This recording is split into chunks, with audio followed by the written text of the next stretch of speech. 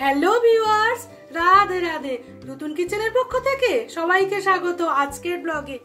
আজকে একটা মজাদার রেসিপি তোমাদের করে দেখাবো, সেটা হলো ব্রেড ছাড়া স্যান্ডউইচ। সেটা কিভাবে বানাই চলো দেখে নাও। খুব চটজলদি সকালের ব্রেকফাস্ট রেসিপি। ব্রেড ছাড়া স্যান্ডউইচ বানাতে লাগবে সুজি। আমি এক বাটি মাপ করে সুজি নিয়ে নিয়েছি, সামান্য লবণ, ওই বাটিটার মাপ করে হাফ বাটি টক দই, আর দেব জল দিয়ে একসাথে মিশিয়ে নেব। ভালো করে মিশিয়ে নেব সবটা। জলটাও এক বাটি মতো দিয়েছি, দিয়ে ভালো করে সব মিশিয়ে নিয়েছি। এইবার মিনিট 5 এইরকমই রেখে দেবো, তাতে সুজিটা একটু ফুলে উঠবে।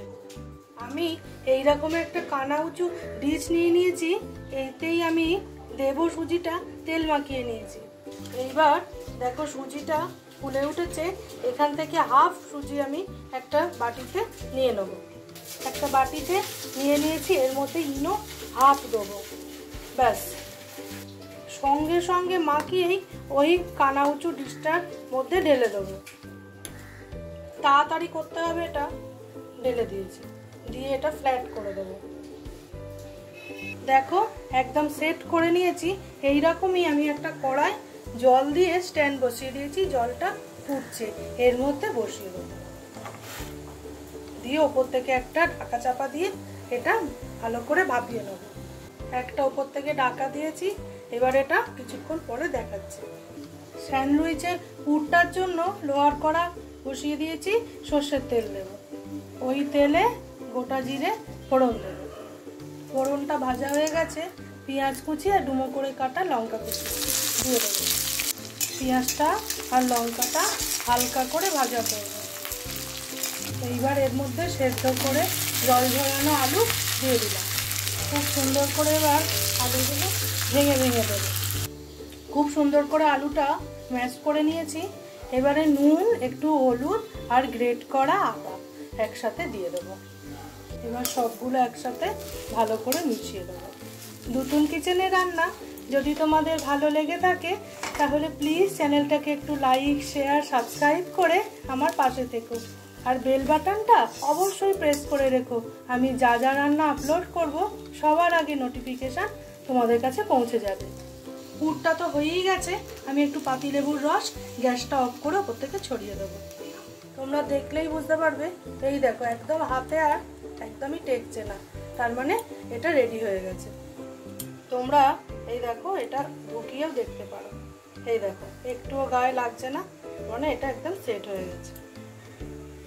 এইবার আমি যে পুরটা বানালাম, পুরটা ওপর থেকে সেট করে দেবো। এরকম ভাবে ওপর থেকে ছড়িয়ে দেবো। এটা পুরো সেট করে দিয়েছি। এইবারে বাকি যে সুজিটা তার উপরে আমি বাকি ইনোটা দিয়ে দেবো, দিয়ে সঙ্গে সঙ্গে এর ওপর ঢেলে দেবো। পুরোটা ঢেলে দিয়েছি, এবার একটু সেট করেই ব্যাস বসিয়ে দেবো। এবার ভাপ দিতে বসিয়ে দিয়েছি। এই পিঠটাও দেখো হয়ে গেছে। এটাকে একটু ঠান্ডা করব, করে তোমাদের ঢেলে মানে উবুর করে বার করে দেখাচ্ছি কেমন হয়েছে এটা দেখতে। আমি একটা থালা তলায় দিয়ে উপর থেকে একটু হালকা করে ট্যাপ করলেই দেখি, এই দেখো কেমন হয়েছে দেখতে। এইবার এটাকে আমি পিস পিস করে কেটে নেব। পিস করে কেটে তোমাদের দেখাচ্ছি। ব্রেড ছাড়া স্যান্ডউইচ, এইটা দেখে কি কেউ বলবে যে এটা ব্রেডের নয়?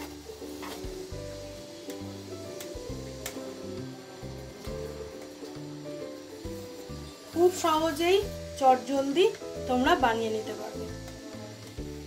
খেতেও যেমন সুন্দর, দেখতেও ততটাই সুন্দর।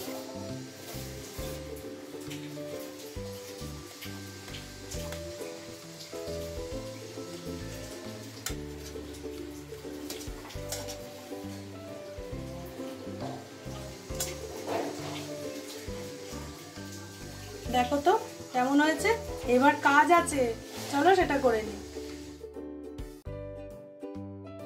একটা ফ্রাই প্যানে আমি কিছুটা বাটার দিয়েছি আর একটু রসুন কুচি দেবো। আর দেবো একটু কারি পাতা দিয়ে একটু ভেজে নেবো। এইরকম এর ওপরে একটা একটা করে বসিয়ে দেবো।